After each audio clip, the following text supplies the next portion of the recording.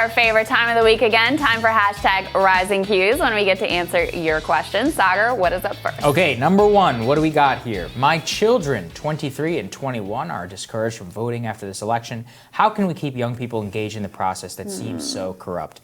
I feel you, Dave. What do you think, Krystal? It's a sad question. I mean, in a certain sense, I don't feel like it's on you or on your kids. I feel like it's on the damn people in this town to get their act together so that your kids feel like they have a voice, that it's worthwhile to participate in the process. It's not enough to just castigate them the way that Obama does. Don't boo, vote. When you voted for change and person after person after person, you don't get it. I mean, Afghanistan, how many times we voted to get out of these damn wars and we're still there. So in a sense, I feel like it's a requirement of the politicians here in this town. But I would encourage people, it's very tempting, and I felt this temptation myself, to sort of sink into nihilism and think that nothing matters. But in fact, the decisions that are made in this town, the ones that are publicized and the ones that are not publicized, are deeply consequential. Yes. The Trump administration didn't get a lot done legislatively, although they did their massive corporate tax cut, which was consequential, but they did a lot under the radar, which didn't get covered much because of Russiagate, frankly, that changed the landscape and the dynamic in this country. So those things still really do matter. Yeah, I could not agree more. And that's actually something I would encourage you to say, Dave, which is that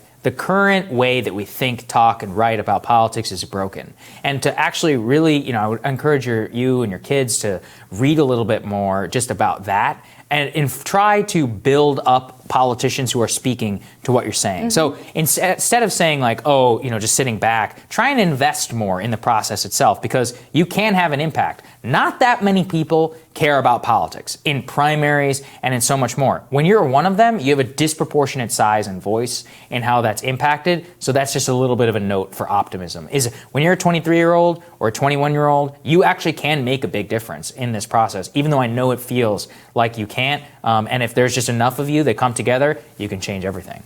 All right, next question. I've heard Saagar say multiple times that if Trump had pushed infrastructure, Democrats would have had to get behind it. Agree with that. If Biden does a project in every district, do you think the GOP would support it, or would their debt hawkery make them vote it down? What do you think, Saagar? Well, I already know that they wouldn't support it because they didn't support it when Trump wanted to do it, okay? That's the deal. Obama wanted to do it, and when Obama wanted to do it. But even when Donald Trump, the leader of their own party, was like, let's do $2.2 trillion or whatever, they're like, no, we'll do like $100 billion, and half of it will be debt finance loans, and actually a lot of it has to get paid back. It's all BS. It's all fake. They never actually wanted to do it. They put as many poison pills as they possibly could, both in the House version and in the Senate version. I tracked all this stuff really closely at the time. So I don't have a doubt in my mind that most of them would vote against it. But look, maybe 5 votes, and if those 5 people want to cross the aisle and do it, I will celebrate them all day long on the show. I mean, they wouldn't even work with Obama on cutting Social Security, which was like a long time priority, continued to be, just because they didn't want to give him a win. I'm glad, by the way, that they didn't give him that win of cutting Social Security.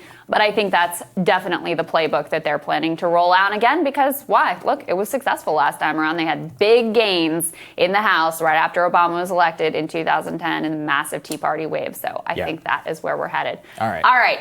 Last question is, you might have noticed we changed the studio around a little bit after Election Day. This is our normal election spot, but we kind of liked it because we get some different camera angles. Well, one of those angles catches this cart, which sits between us normally. Usually right here. And so we got a lot of curiosity about exactly what is on what somebody called the snack cart.